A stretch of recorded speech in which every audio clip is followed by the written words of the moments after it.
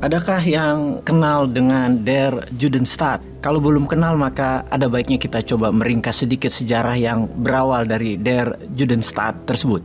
Inggris di tahun 1900-an adalah empire yang semakin kalah dengan pengaruh negara-negara besar lain setelah selama 200-an tahun menguasai dunia setelah Inggris mengalahkan kekuatan Belanda.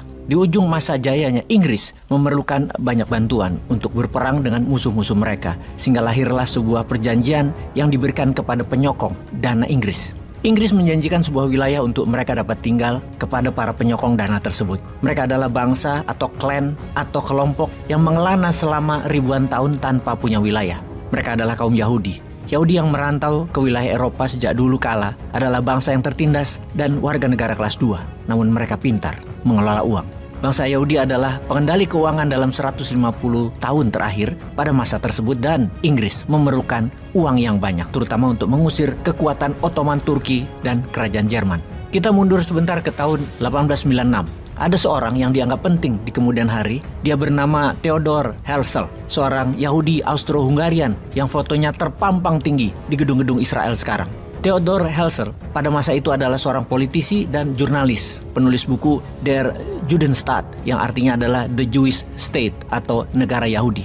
Dialah pelopor ideologi negara Yahudi, pendiri aliran politik Zionis yang memprakarsai berdirinya negara Israel. Negara Israel, cita-cita mereka adalah negara yang menjalankan Taurat sesuai dengan pesan Nabi Musa. Aslinya sejak dulu, Yahudi hanyalah kelompok atau suku, bagian dari Palestina. Selama ribuan tahun, jadi tanah yang mereka incar adalah tanah di wilayah Palestina. Tidak ada sejarah yang namanya negara Yahudi atau negara Israel sebelum-sebelumnya. Negeri itu bentukan baru yang menggunakan lahan Palestina. Surat yang ditulis oleh Arthur Balfour kepada Raja Inggris. Arthur adalah Menteri Luar Negeri Inggris waktu itu. Surat permohonan itu untuk penguasaan lahan yang hingga kini telah menjadi pertumpahan darah tiada henti. Sudah lebih 100 tahun sejak surat itu terbit di tahun 1917. Surat itu telah mendapatkan persetujuan dari Raja Inggris, diperuntukkan untuk Rothschild. Siapa yang tidak tahu Rothschild yang menguasai separuh keuangan dunia kala itu, termasuk menguasai peredaran 70% moneternya Inggris. Surat itu menjanjikan kepada kaum Yahudi untuk memiliki national homeland-nya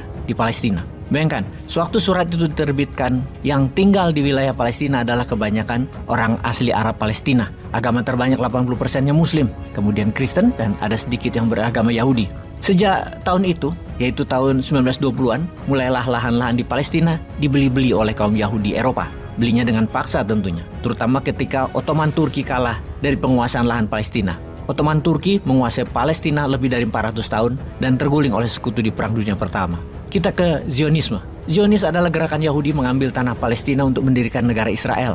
Zionis adalah gerakan politik diprakarsai oleh Theodor Herzl di tahun 1896 dengan membuat buku Der Judenstaat atau negara Yahudi, di mana dalam ideologinya satu-satunya cara menghindari kelompok anti-Semit atau anti-Yahudi adalah membuat sebuah negara. Theodor bukan hanya membuat buku, namun setahun kemudian dia membuat Kongres Jewish pertama yang membentuk gerakan Zionis di Basel, Switzerland. Isi dari kongres tersebut adalah membuat rencana dan melaksanakan impian mereka untuk mendirikan negara Israel di tanah Palestina. Dalam perkembangannya, Perang Dunia Pertama menguntungkan kaum Yahudi yang akhirnya bisa mengendalikan sebuah negara yang bernama Inggris. Di parlemen Inggris, mereka yang mendukung Zionis adalah 90%-nya, karena mereka adalah orang-orang bayaran dari pengusaha Yahudi. Juga sebuah negara yang akan jadi besar, yaitu Amerika. Keuangannya dipegang para kapitalis Yahudi yang terkoneksi dengan usaha mereka di Inggris. Sampai akhirnya lahirlah Balfour Declaration yang berarti Inggris mendukung penuh Zionis untuk memiliki wilayah di Palestina. Kekalahan kerajaan Jerman dan Ottoman di Perang Dunia Pertama membuat Palestina tak bertuan menjadi wilayah teritorial negara pemenang perang, dalam hal ini Inggris yang mendapatkan jatahnya. Seharusnya rakyat Palestina dan wilayah Palestina bisa memerdekakan dirinya dan menjadi sebuah negara. Namun Inggris dengan curangnya malah memberikan wilayahnya ke para Yahudi Eropa yang terus membanjiri wilayah Palestina dan mulailah mengusir warga asli Arab Palestina di sana.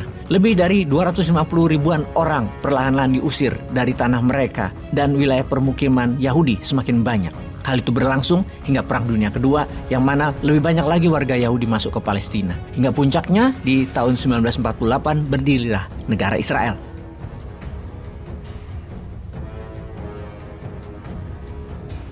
Rakyat Palestina tidak terima kolonialisasi yang dibangun oleh Inggris dilaksanakan oleh Yahudi dan didukung hingga saat ini oleh Amerika. wilayah tanah leluhur Palestina saat ini hanya tinggal 20%-an dari sejarah asli mereka.